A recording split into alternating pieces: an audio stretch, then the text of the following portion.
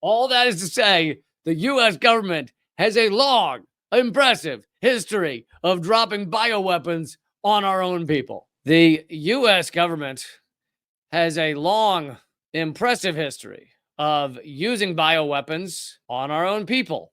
And this is from an article I wrote several years ago. It's quoting from Business Insider. So this is coming from far more mainstream sources than my articles. For example, as reported in Business Insider, on September 20th, 1950, a U.S. Navy ship just off the coast of San Francisco used a giant hose to spray a cloud of microbes into the air and into the city's fog.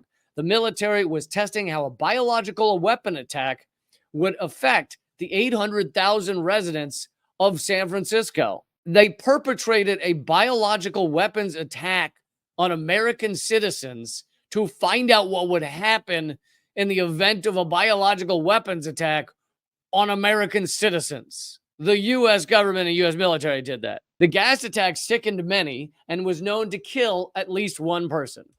But, you know, who knows how long-term many of those who were sickened were sick. to phrase that sentence perfectly. Sickened sounds kind of light, but it could have affected them for their entire lives. Who knows? According to Rebecca Creston at Discover Magazine, this event ranked as one of the largest offenses ever against the Nuremberg Code since its inception, because the code requires voluntary informed consent to hit people with bioweapons. This is the U.S. government, U.S. military, attacking our own people in violation of the Nuremberg Code because just cuz. But that experiment did not mark the end of such things, just the beginning. Over the next 20 years, the military would conduct 239 germ warfare tests over populated areas. 239, according to news reports from the 1970s, after the secret tests had been revealed in the New York Times and the Washington Post, Associated Press, and other outlets, and also detailed in congressional testimony from the 1970s. All that is to say, the U.S. government has a long, impressive history of dropping bioweapons on our own people. Thank you, U.S. government. Just while we're on the topic of U.S. bioweapons, let's remember the case of Frank Olson. Frank Olson, you can watch the Netflix, I think, 6-part series on the CIA murder of Frank Olson. Frank Olson was a scientist in the show, by the way, on Netflix is called Wormwood. 2017 American 6-part docudrama about Frank Olson, who worked for a secret government biological warfare program, the USBWL, at Fort Detrick, Maryland.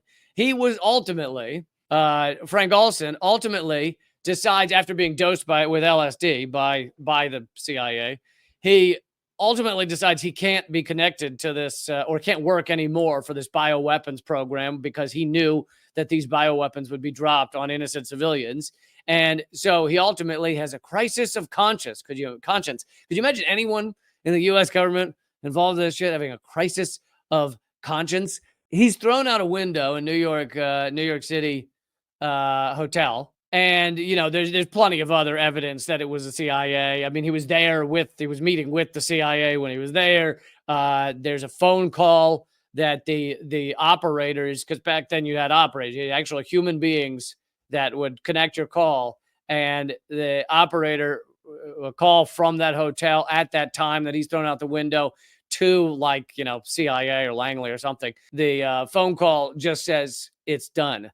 And then hangs up. To then just real quick mention the laboratory that he worked in, that he had that crisis of conscience at. U.S. Army Biological Warfare Laboratories was a suite of research laboratories. It was not so sweet, though. I'll tell you that much. You guys were waiting for a good pun, weren't you?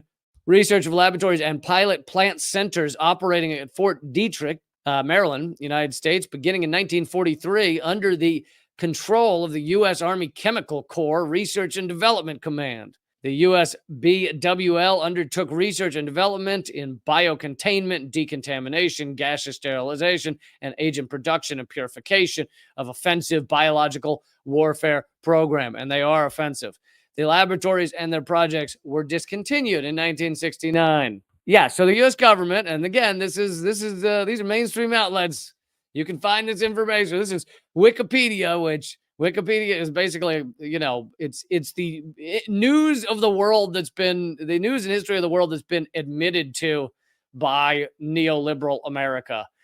So if it's more recent, then don't, if it goes back over 10 years, then Wikipedia might admit the truth. If you're talking modern, then, like my Wikipedia page, then it's all lies and garbage. There is the US government's long, wonderful history of dropping bioweapons on our own people.